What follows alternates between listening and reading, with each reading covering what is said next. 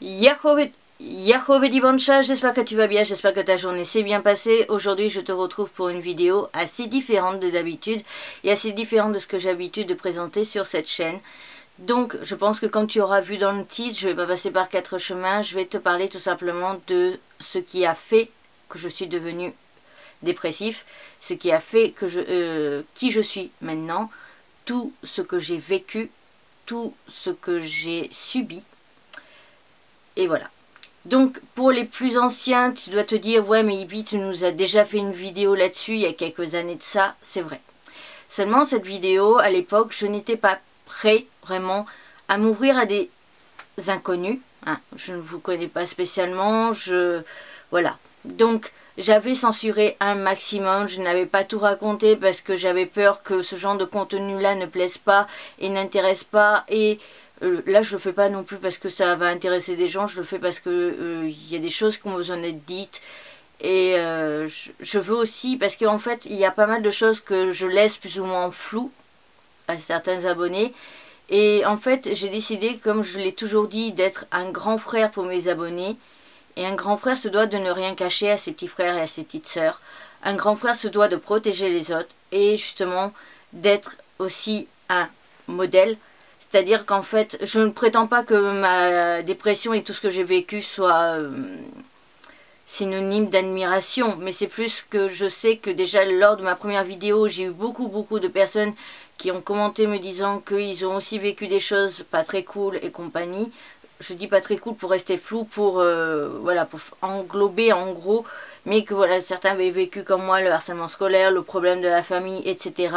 Sauf que comme j'ai tellement censuré cette vidéo, il manque tellement de choses que je me suis dit que c'était le moment, et que j'étais prêt aussi, parce que ça fait 1 an que je recule pour faire cette vidéo, que j'étais prêt maintenant à tout dire, à tout balancer. Honnêtement, j'ai envisagé de faire un livre et c'est toujours en projet parce qu'il y a pas mal de choses que je ne vais pas aborder dans cette vidéo. Là, je vais plus te raconter tout, mais pas aborder certains sujets. C'est-à-dire pas, par exemple, développer comment je vois les choses par rapport aux adultes qui m'ont entouré ou voilà, les professeurs par rapport à ma phobie scolaire et compagnie. Là, je vais pas aborder ces sujets-là. Je vais juste te raconter tout ce que j'ai vécu qui m'a fait du mal.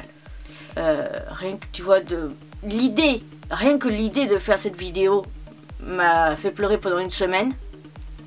Alors la faire, c'est encore plus compliqué. Voilà. Donc pour ceux qui ne le sauraient pas encore, ou pour les nouveaux peut-être qui n'ont pas tant que ça exploré ma chaîne, je suis du coup en dépression depuis des années. Donc c'est une dépression qui est actuelle, mais qui a commencé très tôt.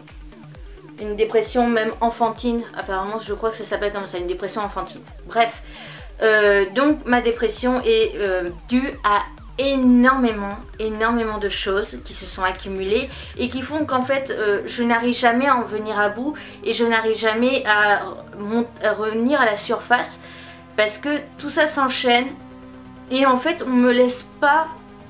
Pardon. Je suis désolée mais je vais forcément un petit peu pleurer ou avoir les larmes aux yeux. Mais on ne me laisse pas en fait reprendre mon souffle et arriver à la surface de cette eau.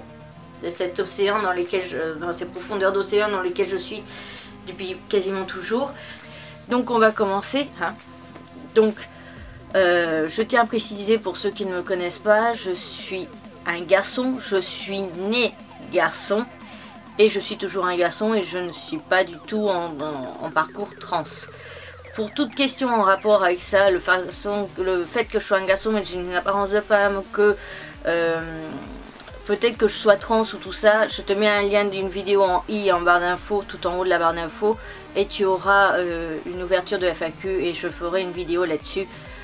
C'est dans les prochaines vidéos blabla comme ça que j'envisage de faire, mais voilà, tout simplement. Donc, je suis né garçon, je suis un garçon, je suis né un 8 juillet. L'année, je ne la dirai pas tout simplement parce que je refuse de dire mon âge pour des raisons que j'ai déjà expliquées sur des vidéos FAQ, donc je ne vais pas aller plus loin. Je suis née un 8 juillet. 3 ans plus tard, ma cousine la plus proche au niveau du sang est née en avril. Donc moi j'allais avoir 3 ans et elle venait de naître quelques mois avant en avril. Pour t'expliquer au niveau du relationnel, enfin du lien de sang qui nous unit, le frère à ma maman s'est marié, enfin s'est mis en couple, parce qu'ils n'étaient pas mariés à l'époque, mais s'est mis en couple avec la cousine la plus proche de sang de mon papa. Ouais. Donc voilà.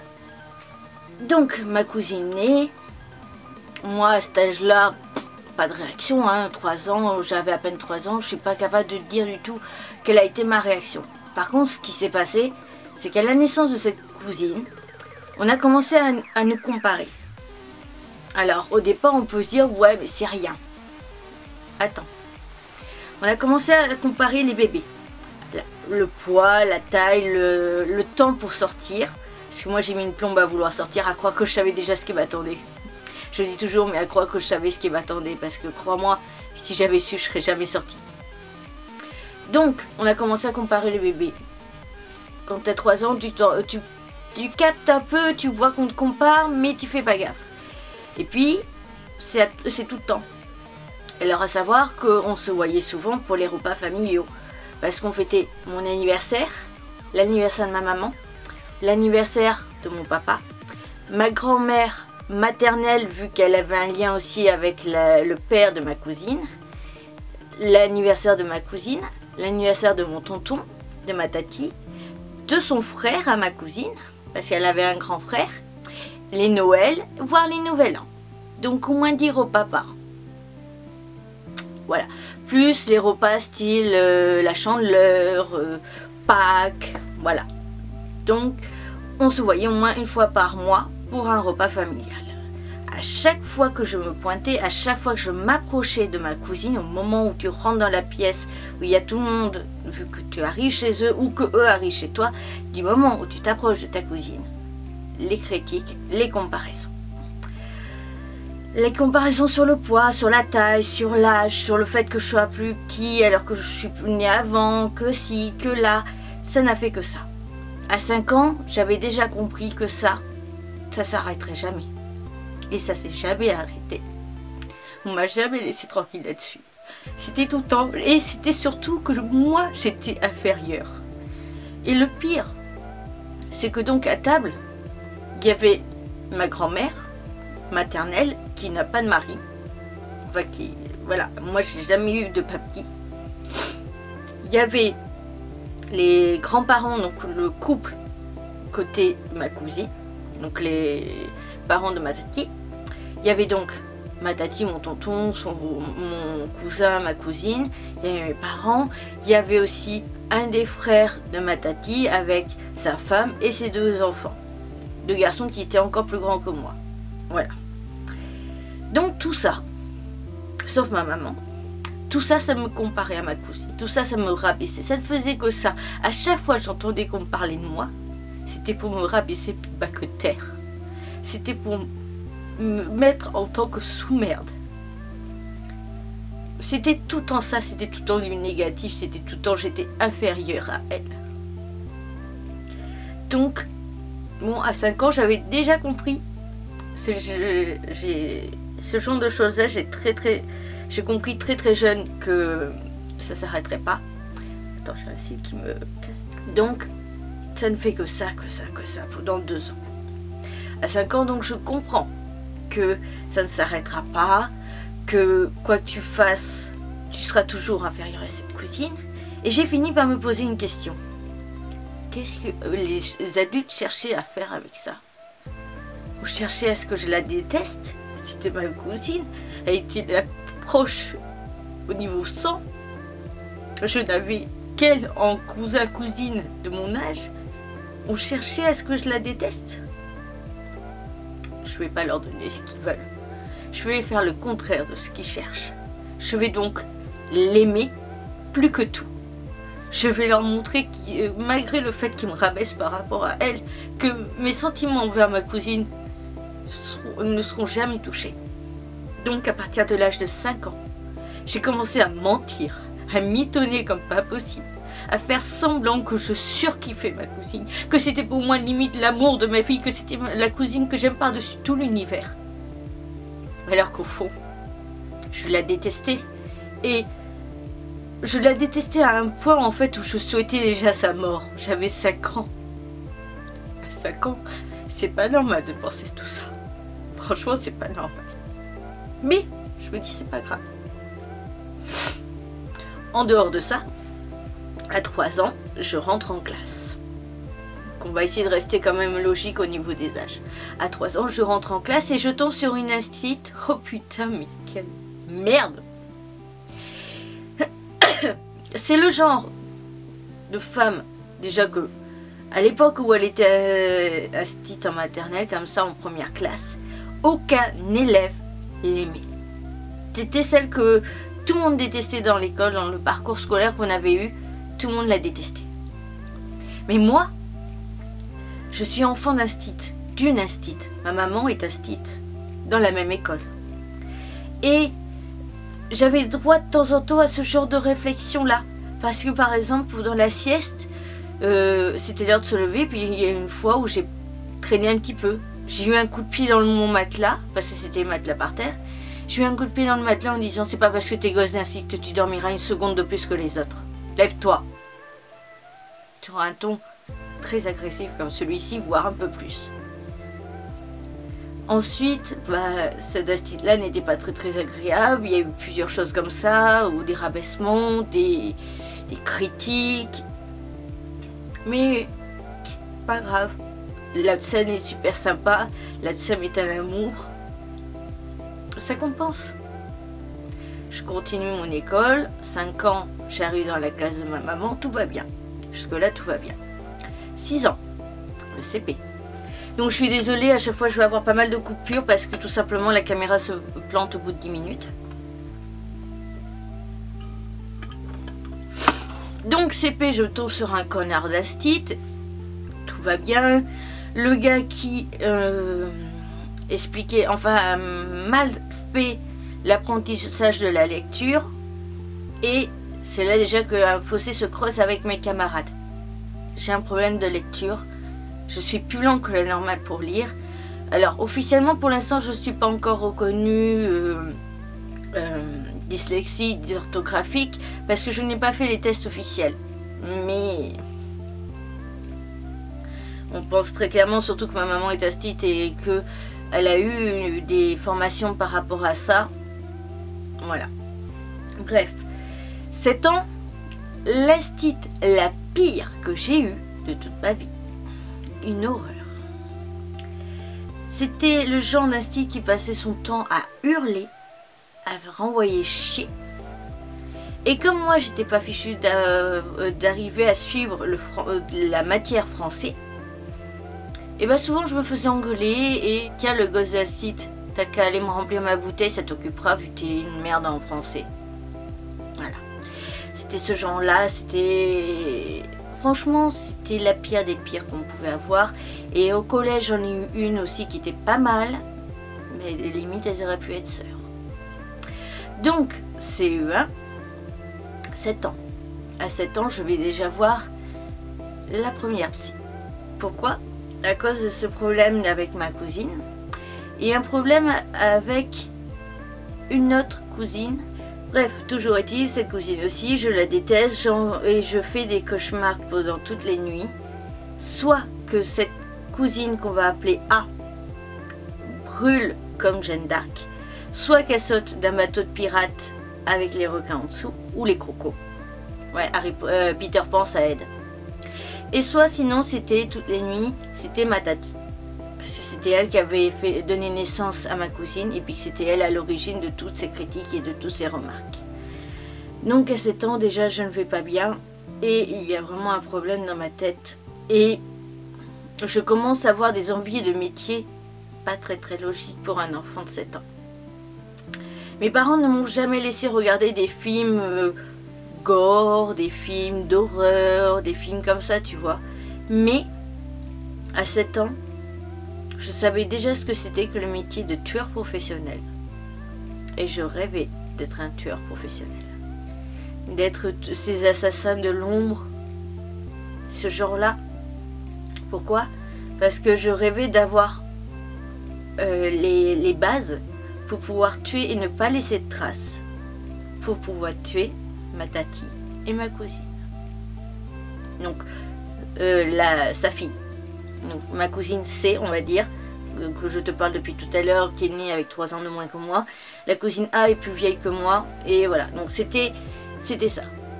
Et mon plus grand rêve, ça aurait été d'apprendre à tuer en cachette. Comme ça, les gens que l'on ne retrouve jamais, empoisonner une personne ou quoi que ce soit. Et pouvoir tuer ma tati, ma cousine, son frère. Pas mon tonton parce que c'était le frère à ma maman et donc pas touche. Mais voilà. Donc ça ne va pas traîner dans ma tête. À 8 ans, il y a juste le fossé de l'école. Du français et tout ça. Nasty qui essaye de m'aider, mais tant bien que mal. Et là, vu que mon cousin, donc le grand frère de C, est plus vieux, il est de l'âge du collège, et qu'il a un autre cousin, donc en fait c'est le frère de ma tati, au niveau du père, ma tati, donc je te parle depuis tout à l'heure, elle a un frère. Un frère qui habite pas loin, il y en a un autre qui habite très loin. Ce frère-là a 2 fils, un qui a le même âge que le fils à ma tati. Je sais pas si c'est très clair. Mais donc 2 garçons qui sont déjà à l'âge du collège, l'âge du changement de corps, on va dire, de tous ces trucs, voilà. Alors ça, je tiens à dire que cette partie-là, je ne l'ai jamais dit même à mes parents. Donc, mes cousins, un peu plus grands, commencent à avoir tout ce truc de la sexualité, quoi, les envies, les hormones, enfin les hormones, tu vois ce que je veux dire, quoi. Et étant déjà naturellement, physiquement et à apparence assez différente d'un garçon basique, je commence à subir des touchements. Alors, ils me tripotaient.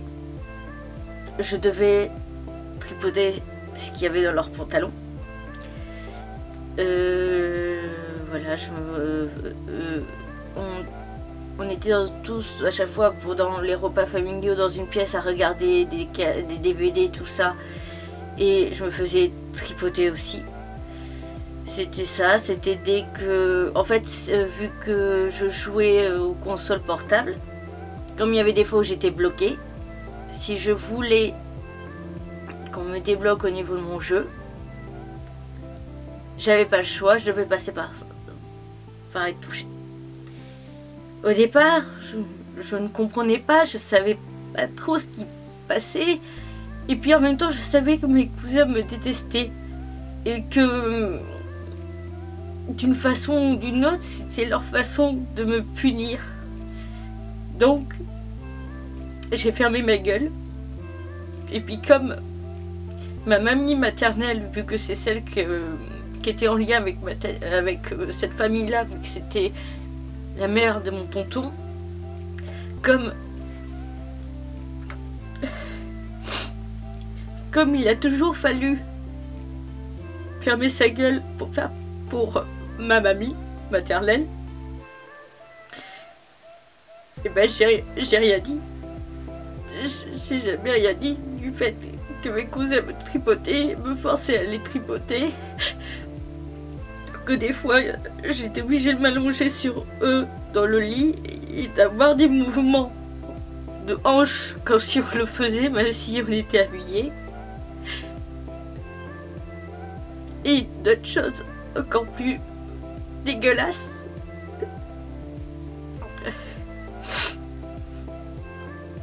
Il y a eu une fois même où j'ai dû dormir chez ma cousine parce que mes parents devaient aller à un repas ou je sais pas quoi. J'ai dû finir la nuit dans le lit de mon cousin. Il n'y a jamais eu de pénétration, mais on faisait quand même subir des choses. Tout ça parce que j'étais différent, parce que je n'étais pas aimée et parce que on me faisait comprendre que si je subissais ça, c'était que je le méritais d'une certaine façon. Donc à partir de 8 ans, oui j'ai été... Donc, je suis désolée, j'ai été obligée de couper parce que c'est pas intéressant de voir une personne pleurer, c'est... voilà. Donc je préfère couper et attendre que ça passe un peu. Donc à partir de 8 ans, attouchement par 2 cousins. Voilà. Ah, CM2. En CM2, mon cousin que tu connais plus ou moins via ma chaîne maintenant, Nico, qui est donc mon cousin qui est le plus proche de moi à l'heure actuelle, au niveau sang, au niveau relations, etc., débarque. Sauf qu'en gros, il débarque parce qu'il habitait près de Paris et en gros, il me vole plus ou moins mon papa. On va dire ça comme ça. Et là, je subis en fait un choc émotionnel. Et c'est à partir de là vraiment que je tombe dans la dépression. Parce que je me rends compte que mon papa ne m'a jamais vraiment aimé. Ça, je le savais parce que honnêtement, j'ai toujours dit, même à partir de l'âge de 7 ans, je disais à ma maman, même 6 ans peut-être, je disais à ma maman, quitte papa, on sera plus heureux ensemble, tous les deux. Parce que c'est à cause de papa si je souffre à l'heure actuelle. Parce que c'est à cause de papa que j'ai toutes ces critiques et que je suis obligée de voir cette famille. Parce que c'est papa qui a toujours été très famille. C'est papa qui cherche à avoir tout le temps sa famille. C'est papa qui force sa main pour qu'on fasse tous ces repas de famille, alors qu'au final, maman et moi, on les aime pas spécialement. Ma tati et tout ça. On se passerait volontiers de fréquenter ces personnes. Mais pour papa, on s'écrase. Et pour faire plaisir à mamie, pareil. En CM2, je commence à faire un sport pour garçons. Me disant que peut-être ça me rapprocherait de mon père, vu qu'il s'est jamais préoccupé de moi, il s'est jamais occupé de moi. Limite, j'aurais pas de père, ça changerait pas grand chose parce que même maintenant, il est juste présent à table, c'est tout. Il n'a jamais rien fait pour moi. CM2, je fais du sport pour garçons, du judo. Me disant peut-être que comme ça mon père trouvera que ça cool, son fils il fait enfin un truc de mec et tout. Non. Comme il y a mon cousin Nico qui a débarqué et qu'on doit s'en occuper, je préfère aller voir le foot. Voilà.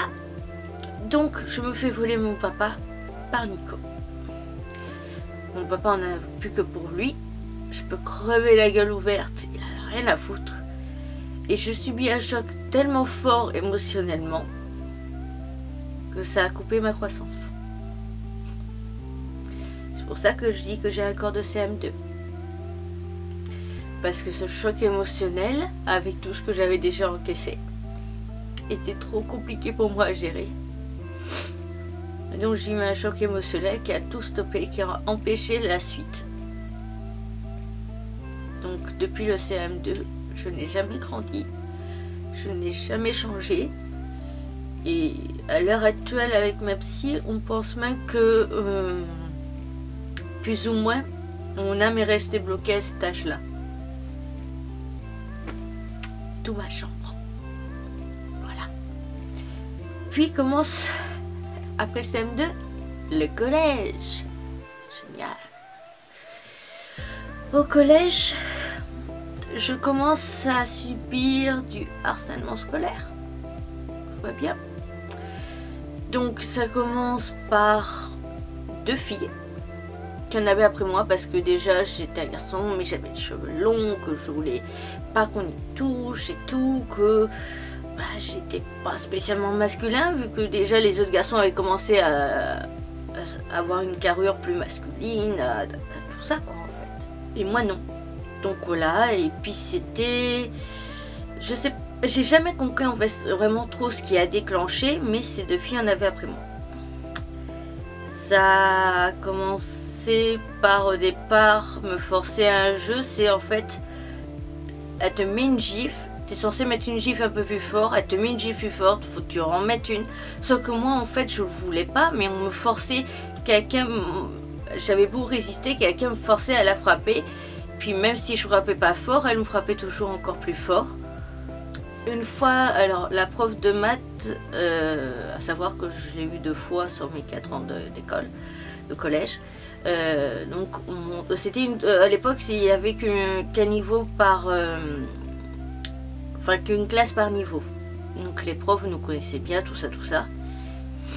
Et la prof, je lui avais dit bonjour juste avant. On monte les escaliers et là, en montant les escaliers, j'ai l'une des 2 filles, donc la plus petite, qui s'accroche à la poignée du sac à dos, du cartable, pour me tirer, me faire tomber en arrière et en même temps se faire tirer parce qu'elle n'avait pas envie de monter les marches et compagnie. Je pense que tu connais, dans tous les écoles, il y a un niveau, une petite partie plate et on remonte. À cette partie plate, je me retourne pour la repousser et lui dire d'arrêter.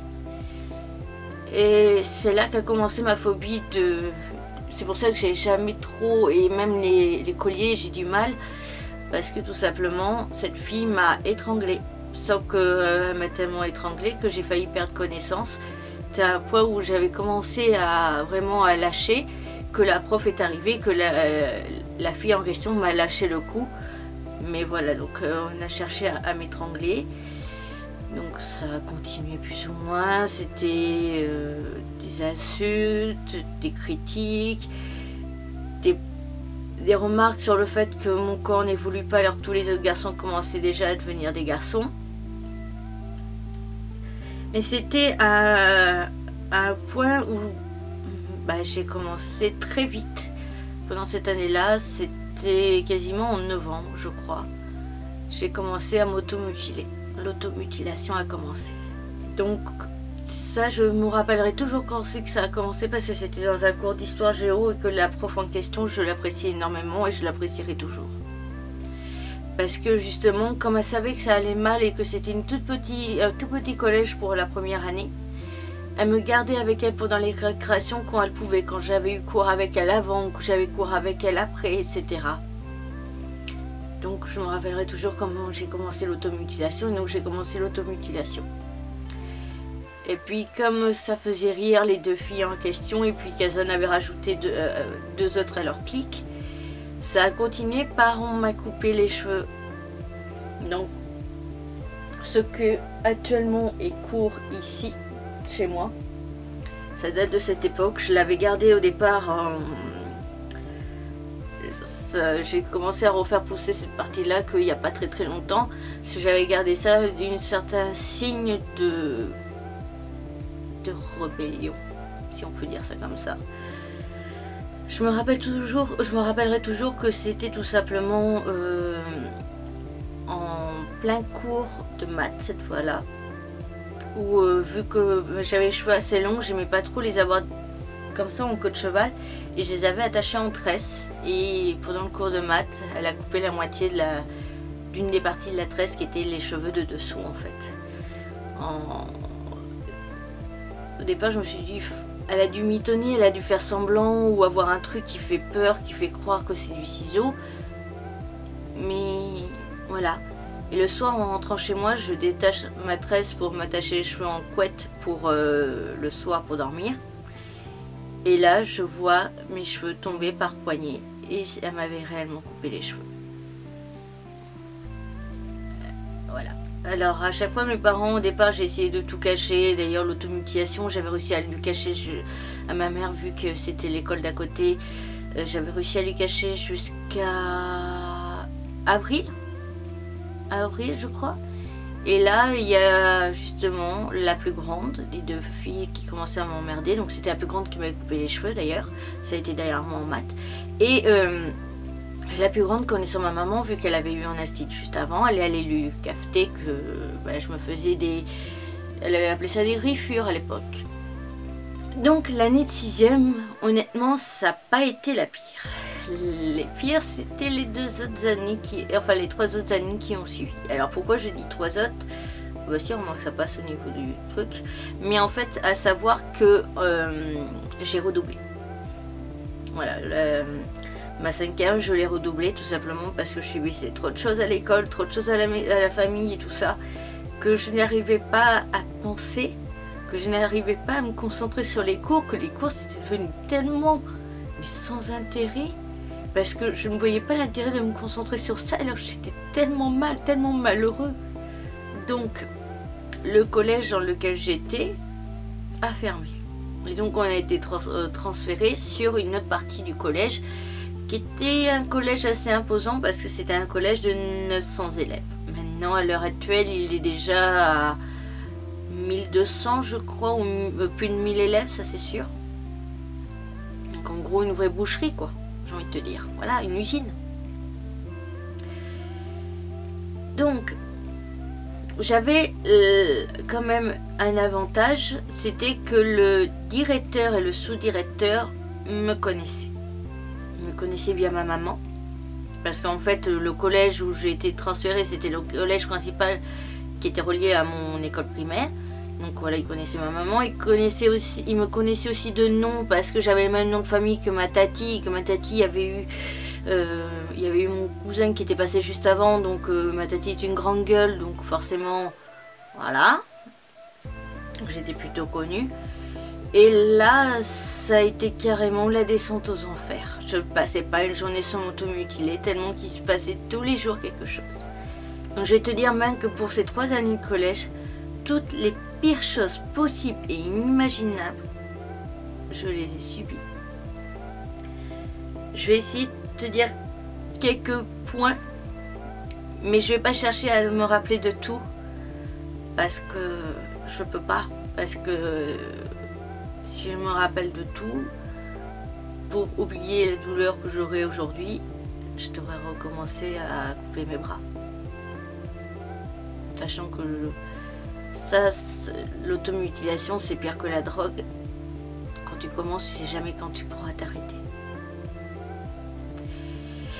Donc, comme j'avais un problème au niveau de mes genoux, je ne pouvais pas faire de sport, donc je n'avais jamais de sac de sport, donc de vêtements de rechange. Habillée sous les douches, on m'a poussé dans les douches pour que je me prenne l'eau, en plein mois de décembre. Voilà. Voilà, ça c'était pour la première année. On m'a poussé 2 fois dans les escaliers pour que je loupe 4 et 5 marches, donc je me suis tordu les chevilles à un point où je pouvais plus poser le pied par terre et que j'ai fini avec des béquilles pour au moins quelques jours histoire de soulager le pied.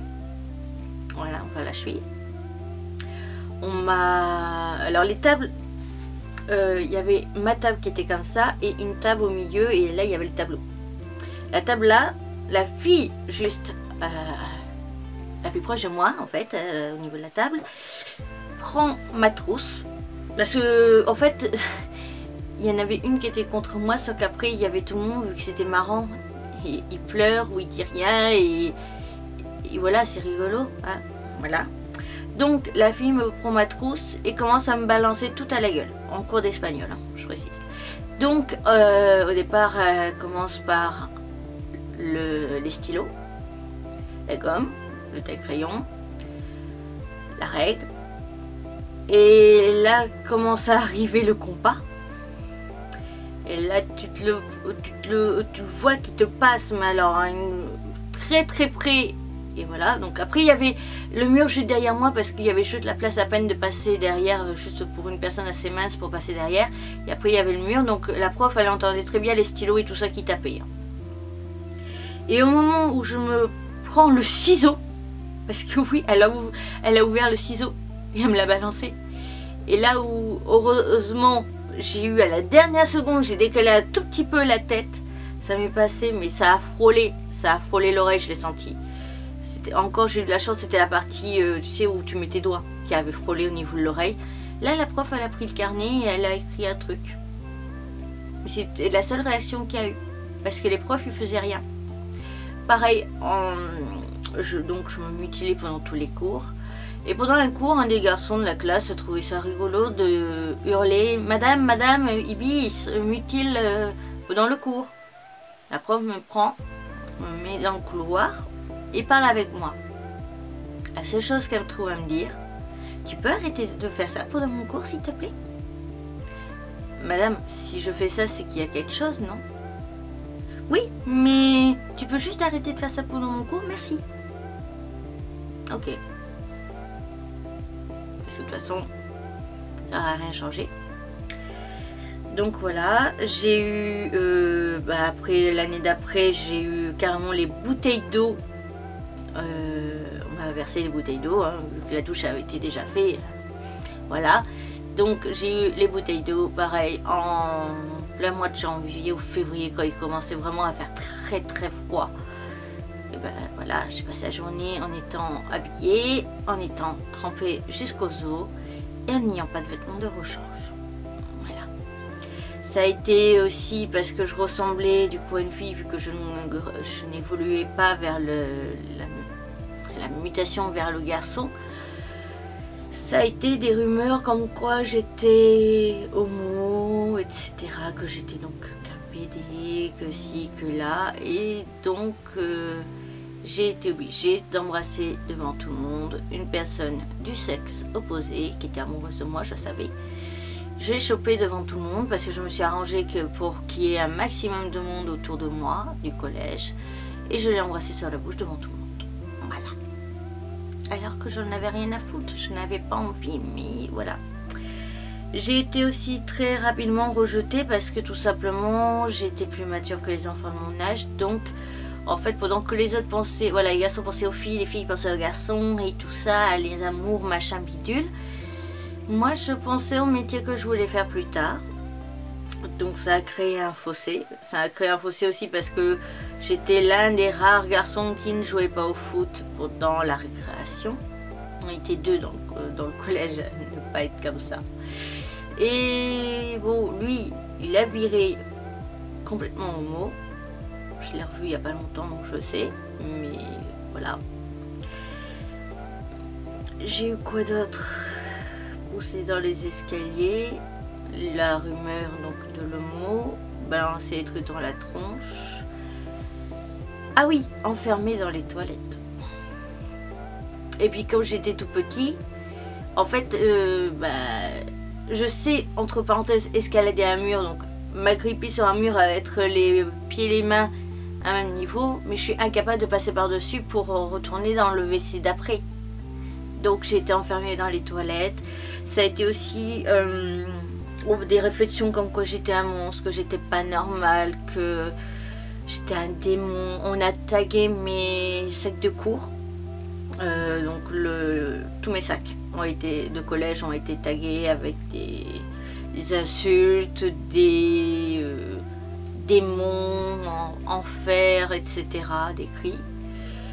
En espagnol, il y a eu donc, on a évoqué la Picasso, à savoir que c'est mon peintre préféré et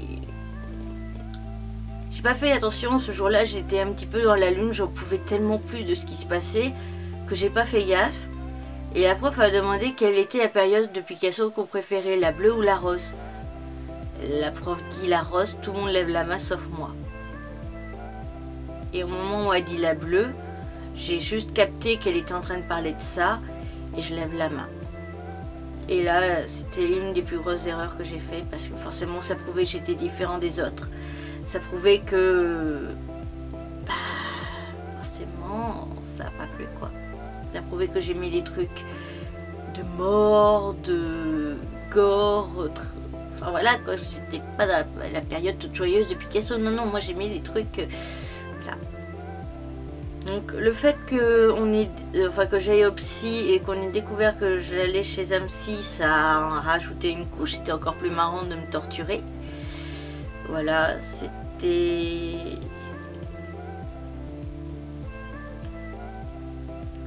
Ah si, on m'a mis la tête à l'envers, on m'a retourné pour me voler mon téléphone et me vider tout mon forfait téléphonique. Plus d'une fois, bien sûr, hein, sinon c'est pas drôle. vu qu'on peut y arriver une fois. C'était oh bah pourquoi, vu que elle a réussi, pourquoi moi j'y arriverais pas. Donc au moins une fois par mois on faisait le coup, et puis à chaque fois c'était plus ou moins, enfin pas forcément retourner, mais sinon c'était me plaquer au sol, et puis on fouillait dans mes poches vu qu'ils savaient très bien où je foutais mon téléphone, et même si je le planquais ils arrivaient toujours à savoir où je l'avais foutu, et puis sinon bah on tripotait de partout pour savoir où je l'avais planqué. Et c'était souvent comme ils avaient su quand mon forfait téléphonique se renouvelait, parce que moi il s'est jamais renouvelé en fin de mois, il se renouvelle en plein milieu de mois. Et ben c'est mon forfait téléphonique qui s'est toujours renouvelé, je crois vers le 13 ou le 14 du mois. Et ben le 15 ou avant le 20 on s'amusait à me vider mon forfait téléphonique, et puis voilà, c'était drôle. Voilà. Donc ça a été des rumeurs, ça a été tout le collège s'est mis à dos contre moi, ça a été des menaces de mort, ça a été même frappé juste après la sonnerie de sortie, avant d'arriver à la voiture de ma maman, frappé à un tel point que je tenais plus debout, qu'il a fallu 2 grands de 3e pour me porter jusqu'à ma voiture. Voilà, parce que je tenais plus debout et tout ça. Plusieurs fois frappé. Mais on frappait toujours au ventre, donc ça se voit pas. Comme ça, les profs ou quoi que ce soit, ça se voit pas. Ou alors on te frappait au niveau, on va dire la partie des shorts de plage d'hommes. Voilà. C'était des trucs comme ça. C'était aussi, je suis parce que forcément, en tout cas moi pour mes collèges et mes salles, enfin mes écoles, il fallait toujours passer par la salle, le vestiaire pour atteindre la salle de sport. La plus grosse connerie qu'a fait ces architectes. Franchement, ceux qui ont créé, dessiné les plans pour les écoles, ils ont vraiment merdé là-dessus. Donc je passe aussi dans les vestiaires et je me prends toutes les bombes de déodorant en spray sur moi jusqu'à ce qu'il est vide. Donc on m'a empêché de sortir, il y avait le plus gros enfin le plus lourd devant la porte, et ils me retenaient tous et ils avaient tous vidé leurs bombes de déodorant dessus. Donc forcément c'était des odeurs horribles, ça me donnait envie de vomir. J'avais des problèmes de maux de tête, donc très souvent j'en pleurais tellement j'avais mal à la tête, mais c'était parce que en fait je réfléchissais trop. Donc voilà. Puis mes parents mes parents ne m'ont... Alors, il y a un peu de tout par rapport à cette période scolaire, parce que autant je censurais beaucoup à mes parents pour éviter qu'ils s'inquiètent, parce que c'était inhumain ce que je vivais tous les jours, parce que c'était tout le temps. C'était tous les jours il m'arrivait quelque chose. Un jour on me poussait dans les escaliers, l'autre jour on essayait de m'étrangler, l'autre jour il y avait des boulettes. Ah si, pendant 2 heures d'histoire géo, je me suis pris une centaine de boulettes de papier de la part de toute ma classe. On était 27. Des boulettes de papier de meurs, crève, va en enfer, tu ferais mieux de jamais revenir. Si tu restes l'année, on te fera la peau, tu verras, le dernier jour de l'école, on va te tuer, et tout ça. C'était des trucs comme ça, c'était des trucs qui m'ont... J'ai eu droit aussi à pas mal de choses, telles que les garçons aussi qui s'en prenaient pas mal à moi. Sinon c'était quand même assez les filles qui étaient méchantes, mais j'avais les garçons aussi qui s'en sont pris à moi, parce qu'en fait j'ai pas eu de chance. Le garçon le plus costaud de la classe, mais aussi le plus populaire, qui était tombé amoureux d'une fille de la classe, que la fille de la classe était tombée amoureuse de moi. Alors là, j'ai eu tous les garçons qui me sont tombés sur eux. C'était... on m'a craché dans mes repas. On a attendu que j'ai le malheur de me lever pour aller chercher de l'eau ou du sel. Parce que voilà, moi les pâtes, elles étaient jamais salées, donc j'allais me chercher le sachet de sel. Et je revenais, en fait, mes pâtes avaient été salées par une quinzaine de sachets. On m'a forcé des fois à bouffer justement ce genre de choses. On m'a forcé à bouffer le plat de pâtes rempli de crachats, de trucs comme ça. C'était... On m'a aussi forcé à... Alors il y avait en fait une flaque d'eau à côté de la porte de sortie de la cafétéria. Et je crois que c'était la viande. Je crois que c'était un steak haché ce jour-là. Ils avaient fait tremper le steak haché dans la flaque avec un peu de boue. Ils m'ont forcé aussi à le bouffer. Voilà, plein de choses comme ça. Et dis-toi que ça a été pendant 4 ans et c'était quasiment tous les jours qu'il m'arrivait quelque chose.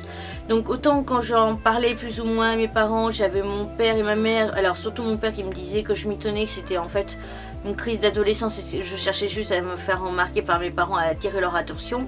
J'avais aussi le fait que mes parents, eux, ils ont une école, un collège et tout ça, où tout le monde s'aimait, tout le monde s'entendait bien, il n'y avait pas de chamaillerie comme ça et tout ça, donc pour eux c'était inconcevable que je vive tout ça, même si je le censurais à mort. Et en fait la dernière année que j'ai fait au collège, j'ai fini par craquer et pleurer tout le temps. Pleurer de ne pas vouloir aller à l'école, pleurer d'avoir peur. Et à partir du mois de février, j'ai commencé à pleurer tous les jours. À chaque fois que j'allais à l'école, je pleurais parce que j'avais peur, parce que je ne savais pas ce qui m'attendait, parce que j'avais peur de ce qu'on allait encore me faire. Parce que ça aussi, une chose aussi qu'on m'a fait, c'est que comme j'aimais me mutiler, une fois, les camarades de classe m'ont mutilé. Ils ont pris tous leurs ciseaux et ils se sont acharnés contre moi. Et comme c'était pendant une paire, mais qu'à un moment donné on n'avait plus le surveillant pendant quelques minutes, et ben il y en a ceux qui étaient autour de moi, ils m'ont maintenu les bras contre la table. Et il y avait donc au niveau de la classe, toute ma classe m'a foutu un coup de ciseaux sur les bras. Et comme il y avait la classe d'à côté qui m'aimait pas non plus, parce que de toute façon ils étaient tous un peu alliés contre moi, parce que c'était tellement fun une personne comme ça à torturer qui dit plus ou moins rien, parce qu'au final personne ne bougeait son cul. J'avais beau demander de l'aide au professeur, personne ne réagissait. J'avais beau demander de l'aide même aux surveillants, il y en avait des fois qui tournaient les yeux pour ne pas voir ce qu'on me faisait. Et donc j'ai eu droit à 2 classes de 25 élèves qui m'ont tous foutu un coup de ciseaux sur mes bras. Voilà. C'est ce genre de choses. J'avais plus ou moins de la chance parce que donc le directeur et le sous-directeur savaient. Comme les salles de permanence étaient en bas et que le directeur et le sous-directeur faisaient comme des tours de garde, j'arrivais à avoir un code avec eux pour leur faire comprendre si ça allait ou pas pendant la permanence. Et une fois, je me rappellerai toujours, le sous-directeur qui entre, parce que je lui faisais comprendre que là j'en pouvais plus, j'avais vraiment envie de me buter, que le sous-directeur entre dans la salle de permanence, il ouvre la porte en grand, il hurle mon nom de famille, il me dit viens tout de suite, parce que j'ai à te parler et là ça peut pas t'attendre. Il gueule tellement fort que ça fait flipper tout le monde, que tout le monde se posait des questions. Moi j'avais très bien compris ce qui se passait, donc j'y vais. Et puis il commence juste à me parler de tout et de rien, juste me garder en dehors de cette salle de permanence qui était horrible, et juste me garder pour me parler de tout et de rien, juste pour me protéger. Ça je me rappellerai toujours, parce qu'on n'oublie jamais dans ces cas-là les gens qui t'ont jamais rien fait. La preuve, à l'heure actuelle, vu que ma maman est astite, un de mes camarades de classe a un petit frère que ma maman a eu. Et ce garçon, quand je l'ai revu, je me suis rappelé tout de suite de lui parce que c'était le seul garçon qui m'avait jamais rien fait sur 4 ans d'école. Ce genre de personnes-là, on peut jamais les oublier. Jamais. Parce que c'était le seul qui m'avait jamais rien fait et qui m'avait même une fois protégée. J'ai été obligée aussi de mentir sur les cadeaux de Noël ou sur les vacances scolaires que je faisais parce que tout simplement j'étais classée comme gosse de riche juste parce que mes 2 parents avaient un travail et que sinon la plupart avaient qu'un seul parent qui travaillait, voire les 2 parents qui travaillaient. Mais alors je veux pas rabaisser ces métiers, mais c'est juste montrer que c'est pas une paye de ouf. Des parents comme caissière, femme de ménage, éboueur, etc. Et que moi mes 2 parents avaient des vrais, entre parenthèses, des vrais métiers où la paye était un peu plus importante. Donc je pouvais me permettre d'avoir de partir en vacances par exemple à la neige ou l'été Sauf que mes autres camarades de classe, personne faisait ça. Donc j'étais obligée de mentir parce que j'étais classée comme gosse de riche. Et si je lisais même les cadeaux de Noël que je recevais, j'allais m'en prendre plein la gueule. Donc c'était toujours mentir pour me protéger, pour me cacher. J'étais plus moi-même. Et encore, à cette époque-là, jamais j'aurais modifié ma couleur de cheveux, jamais je me serais habillée comme je m'habille actuellement. Parce que si je m'étais permis ces détails, ça aurait été pire. Donc c'était m'habiller pour faire plaisir à tout le monde, pour rentrer dans ce moule que je déteste tant, mais c'était être normal. Je faisais attention à tout ce que je disais, tout ce que je faisais, tout ce que je portais, tout ce que je pensais pour me protéger et pour éviter encore plus la souffrance. Mais ça n'a jamais marché. Quoi que je fasse, il y avait toujours quelque chose. Pendant 4 ans. Donc, comme je l'ai dit, à partir de la dernière année, à partir des vacances de février, j'ai commencé à tout le temps pleurer. Et j'ai posé un ultimatum à ma maman, vu que c'était elle qui m'emmenait en voiture à l'école. Je lui ai dit, écoute, juste un peu avant les vacances d'avril, je lui ai dit, écoute-moi bien. Là, tu me forces à finir l'année, maman, en cours d'histoire géo, devant ma prof préférée, au 4e étage, je saute. Tu me fais finir l'année, tu me fais faire une seule journée de plus, maman. Je sauterai de ce 4e étage et j'essaierai d'atterrir sur la tête pour en crever. Parce que je ne peux pas tenir 1 minute de plus dans cette école de merde. Donc ce qu'il faut aussi se dire par rapport à tout ça, c'est que en plus du collège, j'avais toujours à la maison cette histoire de papa volé, donc de mon cousin, entre parenthèses pour moi mon frère, qui m'avait volé mon père. Il y avait toujours ces histoires de famille qui me rabaissaient plus bas que terre. Comme la 5e je l'avais redoublée, alors là c'était, ça y est, ça c'était la plus belle chose pour eux. Ça prouvait que j'étais gosse d'un style, mais pourtant j'étais qu'une sous-merde. La preuve, j'avais redoublé, ça prouvait que j'étais bon à rien, que j'étais qu'un déchet, etc. Donc, en fait, j'étais malheureux à l'école, mais si j'avais eu un environnement à la maison à peu près potable, j'aurais eu un endroit où me sentir heureux, tu vois, je veux dire, quand, par exemple, il n'y a que ton boulot qui te casse les noix, mais qu'à la maison, tu es heureux, tu as ta femme, tu as tes enfants qui t'aiment, etc., ça crée plus ou moins un équilibre, on arrive quand même à tenir et à faire face.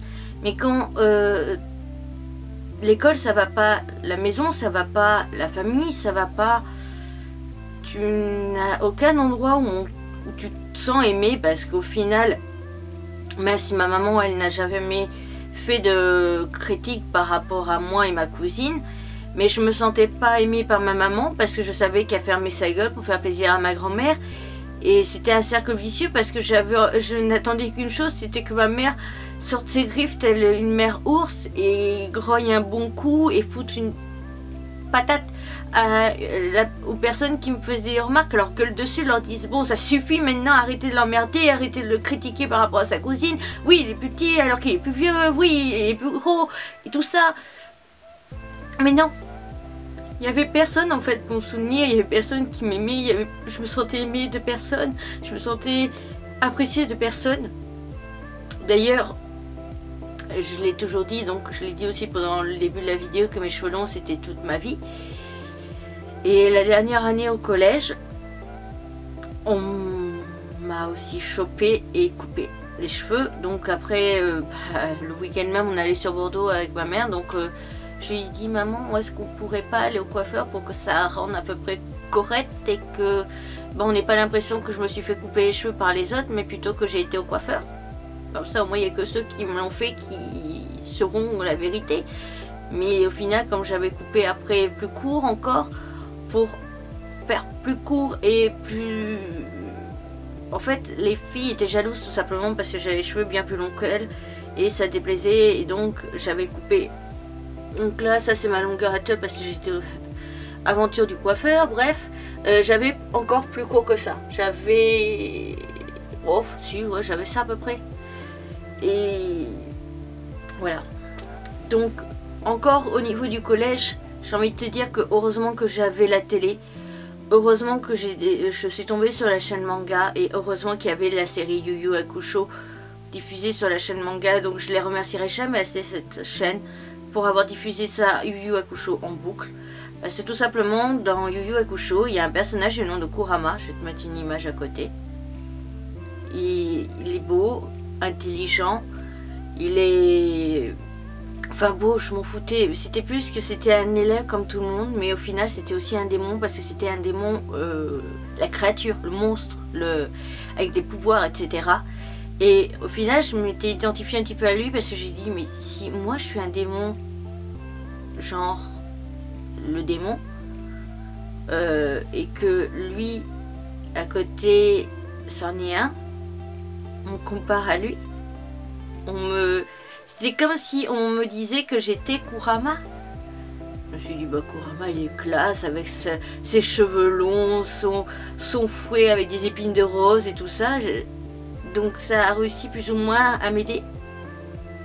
Et puis les week-ends, les mercredis après-midi, je passais tout mon temps libre. Parce que ma maman était obligée de m'aider pour faire mes devoirs, parce que je n'arrivais pas à faire mes devoirs moi-même, parce que c'était pensé à l'école. Forcément les devoirs égale l'école égale tout ça. Donc je faisais vite fait mes devoirs dès que je rentrais, le vendredi soir par exemple. Et après je passais tout mon temps devant la chaîne Manga et je riais, je rigolais. Ma mère disait justement, et a toujours dit, que c'était marrant parce qu'elle m'entendait rire et agir par rapport à la télé. Et qu'elle m'entendait enfin rire, parce que ça faisait des années qu'elle m'entendait plus rire, que sinon je ne riais jamais et j'étais tout le temps dans le noir au final. Donc voilà. Donc la dernière année scolaire, j'ai arrêté l'école en avril. Heureusement que ma maman était instite et que le médecin scolaire était forcément une connaissance de ma maman, parce que forcément le médecin scolaire qui faisait le collège était celle aussi qui faisait le primaire. Donc elle a pu faire un papier comme quoi je faisais une phobie scolaire. Et j'ai fini donc l'école à la maison. Mais ça, ma vie ne s'est pas arrêtée à ça. Donc je me suis mis dans le manga, tout ça, les conventions. Et je suis tombée amoureux. Voilà, je l'ai dit, c'est fait. Voilà, parce que les gens de mon entourage ne savent pas du tout que j'ai été en couple. Et sauf ma maman, parce qu'elle a su à la fin. Donc voilà, donc j'ai été en couple. Un couple en fait, un couple très néfaste, très mauvais pour la santé. C'est autant je me sentais aimée par cette personne, mais autant ça pouvait pas être tout beau. Non. Je me faisais frapper. Voilà, j'avais trouvé l'amour entre parenthèses de ma vie. J'ai trouvé quelqu'un qui arrivait à me rendre plus ou moins heureux. Je me sentais vraiment aimée. Mais à côté de ça, c'était une personne qui me frappait. Mais aussi qui me rabaissait constamment et qui faisait de la torture mentale sur moi. Voilà. Donc c'était tout le temps des réflexions pour taper sur mes complexes. C'est-à-dire par exemple ma petite taille, alors que la personne avec qui j'étais était bien plus grande que moi en taille. Donc c'était tout le temps des critiques, des remarques. Dès qu'il y avait un truc, par exemple que j'allais dans une boutique manga et que j'arrivais pas à attraper l'étagère du haut, c'était une réflexion comme quoi j'étais trop petit. Mais c'était pas en mode tout mignon. Enfin tu vois, c'était vraiment pour faire mal, pour détruire. Et je me suis quand même accrochée à cette personne pendant pas mal de temps. Tout simplement parce que j'avais l'impression qu'en restant quand même à ses côtés, je pourrais plus ou moins sortir de la dépression. Donc en fait, c'était pas réellement au fur et à mesure, c'était plus l'amour. Mais c'était du peut-être qu'avec toi, en étant à tes côtés, je pourrais quand même sortir de cette dépression. Alors je reste avec toi. Et aussi, je me sentais quand même aimée. Donc j'avais envie, parce que c'était la première fois que je connaissais quelqu'un qui m'aimait en amour ou en amitié. Même si j'avais quand même ma meilleure amie que tu connais, vu que j'ai partagé cette chaîne au tout début avec elle. Mais je me sentais vraiment aimée par quelqu'un parce qu'après tout, ma meilleure amie, elle était prise par... elle était en couple avec quelqu'un, donc elle ne pouvait pas mettre entière. Elle ne pouvait pas être 100% pour moi, vu qu'elle était amoureuse d'un garçon.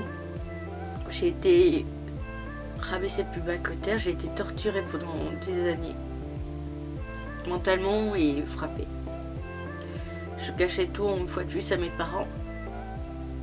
Et quand ça s'est fini, je me suis dit que peut-être que, vu que je faisais esprit de rester vivant pour cette personne, parce que j'avais envie d'essayer quand même de me sentir pour une fois aimée et tout ça, alors que le nombre de fois incalculable que j'ai pensé à crever dans ma vie, même le chiffre 1000 est trop petit. Parce que déjà, tu comptes 4 ans au collège, tous les jours déjà j'ai pensé à mourir.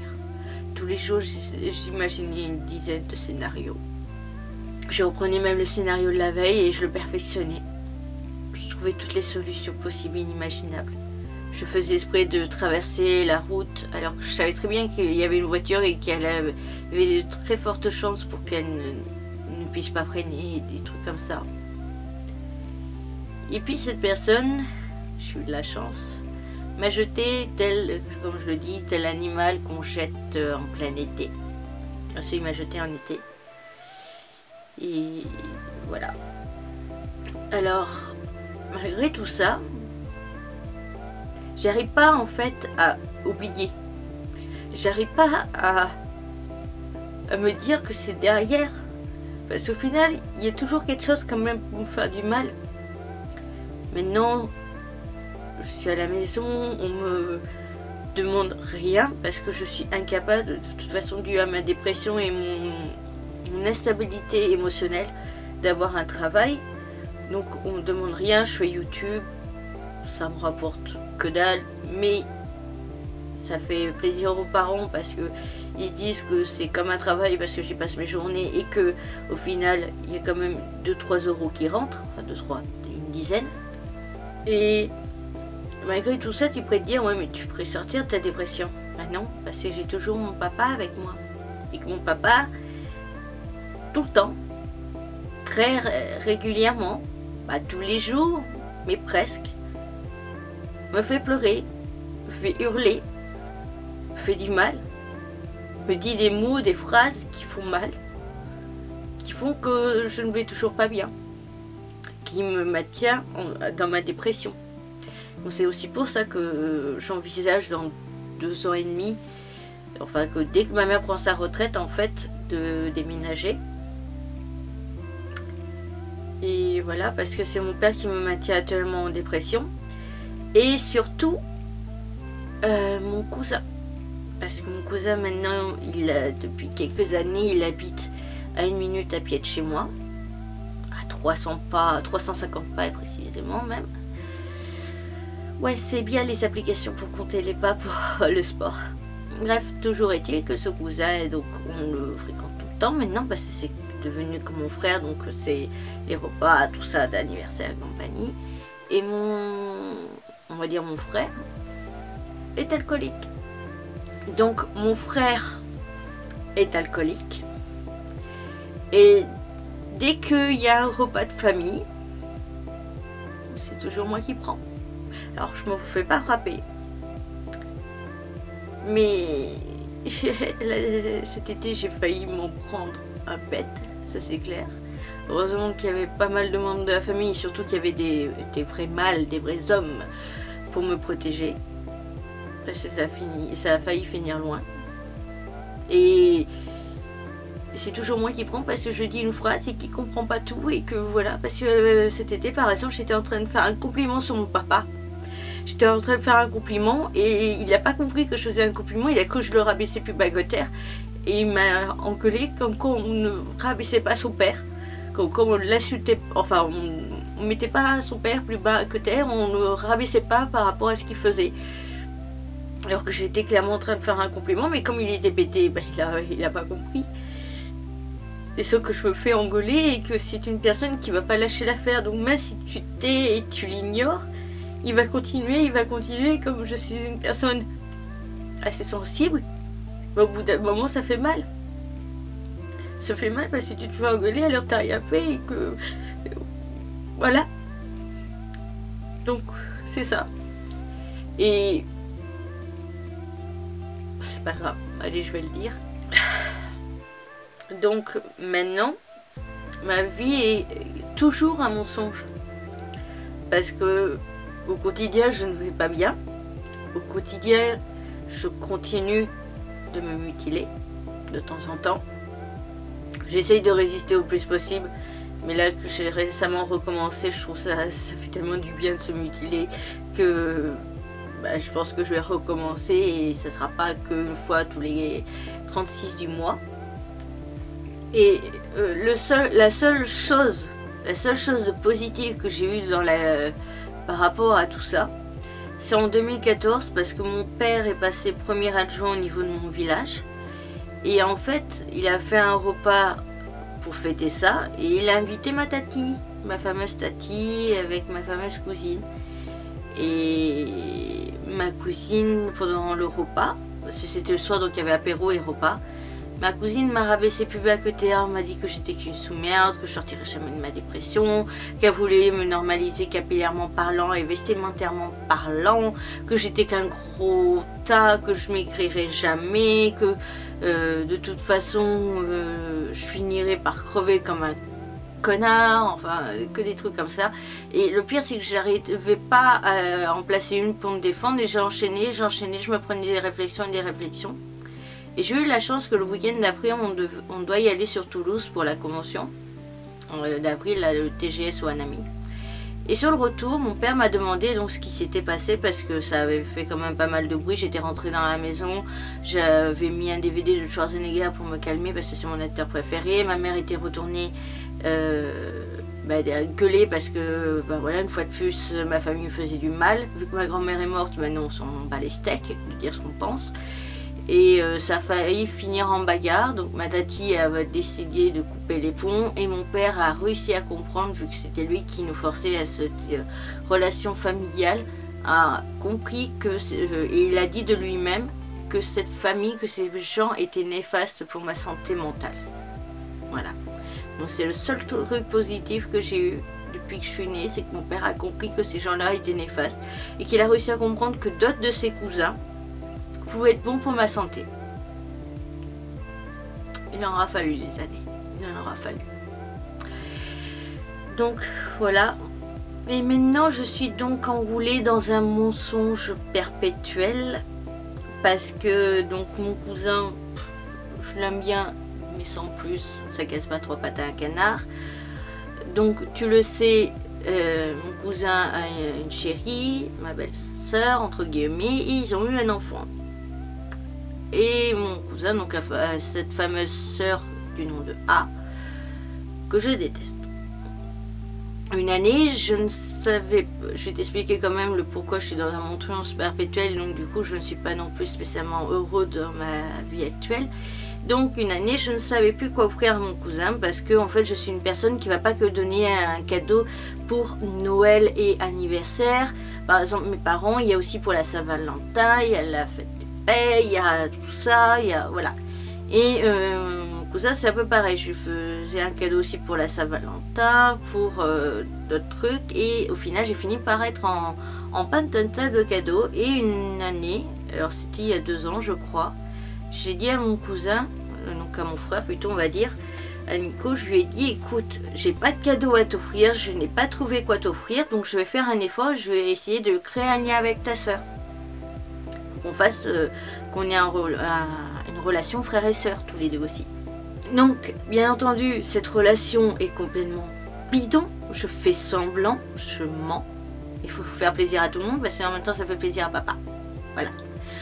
Ma belle-sœur, je l'aime bien, mais désolée, parce que je sais très bien qu'elle va la regarder, mais au fond, on est tellement différents qu'on n'arrive pas à se comprendre.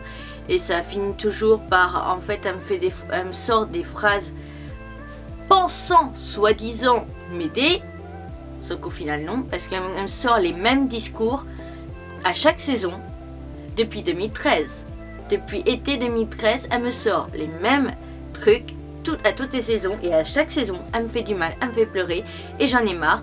Et c'est bien pour ça que d'ailleurs cette année en février, vu qu'elle est son anniversaire à elle et à sa mère, je n'irai pas parce que j'en ai marre de faire semblant, de me forcer. Et puis j'ai pas envie de laisser passer quelqu'un comme ça qui me fait du mal, qui me fait pleurer tout le temps, parce que c'est ce qu'elle me dit me fait du mal et me détruit clairement à chaque fois. Donc ça suffit, je commence à en avoir marre. Mais je tiens à t'avouer aussi la vérité, c'est que le petit Okami dont je te parle sur ma chaîne et que j'achète des cadeaux, tout ça aussi c'est du bidon. Mais je t'explique même pas à quel niveau. Donc oui, j'achète des trucs, oui d'accord, c'est mignon et tout ça. Ça m'a fait plaisir, la porte assez ouverte. Donc oui, d'accord, j'achète des cadeaux et tout ça. Mais ne crois pas du tout que je me sens dans mon rôle de tonton et tout ça, parce que tout ça c'est du fake. Parce que les gamins, alors prendre notre grand guillemets, hein, les gamins je n'aime pas ça. Les enfants je n'aime pas ça, ça bouge, ça agité, ça va dans tous les sens, pour peu. Voilà, tout ça. Je n'aime pas les choses qui bougent comme les singes et les enfants. Voilà. Moi, j'ai toujours été un enfant très sage, très casé.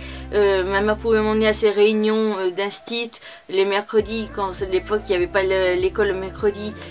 Tu m'entendais pas, j'étais assis dans un coin à faire mes petits dessins, à faire mes coloriages, mes machins bidule, tu m'entendais jamais. Tous ces enfants là qui bougent tout le temps, qui ne peuvent pas s'arrêter de bouger, etc. Je n'aime pas ça, je n'aime pas les bébés. Je n'ai jamais aimé les bébés. Et pour faire plaisir à la famille, parce que tout le monde savait très bien que je suis pas du tout enfant, que je suis pas du tout bébé, et ben j'en rajoute. Bah oui, parce que sinon, si je restais comme je suis normalement, à rejeter l'enfant, ça dérangerait toute la famille. Donc je suis dans un mensonge perpétuel depuis maintenant un an et 2 mois. Je suis dans un mensonge perpétuel, enfin 2 ans même on va dire, hein, parce que du moment où la mère nous a dit je suis enceinte, le lendemain j'avais passé toute ma journée à aller sur les sites pour chercher des trucs de bébé, des vêtements, des jouets, des ci, des là. Mais au fond de moi, j'en ai rien à foutre. Au fond de moi, le gamin quand je suis les cheveux blonds ne me fait pas de bisous, pas de câlins, j'en ai strictement rien à foutre, au contraire ça m'arrange. Et qu'on me fait le porter, parce que des fois je le porte pour faire plaisir, pour faire comprendre que ouais t'as vu, même si j'aime pas les gamins, finalement je l'adore ton petit, je l'adore Camille. Que dalle, que dalle. Voilà. Donc sache la vérité, c'est que toutes mes vidéos achat bébé sont vraies, j'achète réellement pour le petit, mais qu'au fond de moi, je ne l'aime pas et j'en ai rien à foutre. Voilà. Je suis désolée, j'ai été obligée de couper, il n'y avait plus de carte, plus de place dans la première carte mémoire. Donc tu pourrais te dire, oui mais Ibi, pourquoi tu me mens, pourquoi tu fais semblant, alors qu'en fait le petit t'en a rien à foutre. Parce que sinon, si je faisais pas tout ça, ça me retomberait sur la gueule. Parce que j'aurais ma mère qui me retomberait sur la gueule en me disant bon allez, il faut prendre-le au moins une fois dans tes bras quoi, le petit, allez, vas-y, tout ça. Et sauf que ça serait tellement chiant parce que entre mon père et ma mère, ça serait tellement casse-burn, et mon frère du coup et ma belle-sœur, ça serait tellement chiant que autant faire semblant et voilà. Sauf que de base, on m'avait bien fait comprendre que ni moi ni la sœur officielle de Nico serait parrain-parraine. Sauf qu'elle, elle a été choisie. Donc maintenant, c'est devenu une compétition entre ma cousine A et moi. Donc dès qu'elle se pointe, elle fait bien sûr je suis la tati et tout, je suis la marraine. Donc elle en rajoute plein, il faut qu'elle joue son rôle de marraine parfaite et compagnie. Sauf qu'elle sait très bien que, ouais, en plus le pire c'est qu'elle joue avec moi parce qu'elle me lance des regards du genre t'as vu, je m'occupe de lui, t'as vu, je fais la marraine et tout ça. Sauf qu'en plus on me l'a foutu ça aussi à l'envers par rapport à ça. Et donc ça j'ai très mal vécu. Parce que pendant 9 mois de grossesse, on te sort les parrains-parraines, ça ne pourra jamais être Ibi et A. Ça me fait penser à la série La Pretty Little Liars. Bref, donc on me sort pendant 9 mois de grossesse, ça ne peut pas être toi ni A. Et finalement, en mars, le jour de l'anniversaire de ma maman, enfin le jour où on fait le repas d'anniversaire de ma maman, Mon cousin me l'avoue, mais mon cousin a tellement de couilles qu'il me l'a sorti quand il était bourré. Ah oui, il fallait bien un petit coup d'alcool pour annoncer ça à son petit Tibi, que finalement il n'aurait ni le rôle de marin-marraine, parce que bon, on a choisi quelqu'un d'autre et toi t'en fais pas partie. Voilà. C'est qui vit H24 avec, quasiment H24 avec eux parce qu'il habite à 1 minute à pied et qu'il doit y aller tous les 2 week-ends? C'est moi. Et c'est même pas moi qu'on choisit. Voilà. Donc tout ça a été une belle blague, mais tout ça me fait du mal forcément. Et donc c'est bien pour ça que j'ai hâte de déménager, parce que j'en ai marre de faire semblant, j'en ai marre de mentir, j'en ai marre de cacher la vérité. Et c'est ma vie actuelle. Voilà. Donc ma vie actuelle est très fade, mais ma vie actuelle est comme ça. Et du coup, bah, j'en suis venue à un point... Vu que l'automutilation c'est se blesser pour penser à la douleur physique et oublier la douleur mentale, je suis devenue un drogué du travail, et donc je suis devenue un drogué de YouTube, à travailler H24, à faire que ça, à vivre de ça, ouais, penser, respirer, dormir, YouTube, penser, YouTube, etc. Parce que c'est la seule chose qui me permet d'aller bien, c'est la seule chose qui me maintient plus ou moins stable au niveau de ma dépression, c'est tout ça, parce que entre la prise de poids aussi que j'ai eu, qu'on n'a rien compris et compagnie, voilà. Donc, merci YouTube d'être là, merci à mes abonnés d'être là, parce que sans vous, je serais encore plus bas. Parce que là, je serais vraiment le... je sais même plus comment on appelle ça au Japon, là, le déchet de la société, en fait, je passerai mon temps à glander dans un canapé, à regarder via mon ordinateur des animés et à me laisser crever, à rien faire de mes journées et tout ça, alors que grâce à YouTube, grâce à mes abonnés, bah, tous les jours j'ai quelque chose qui me motive à faire quelque chose dans ma journée et à faire quelque chose de productif.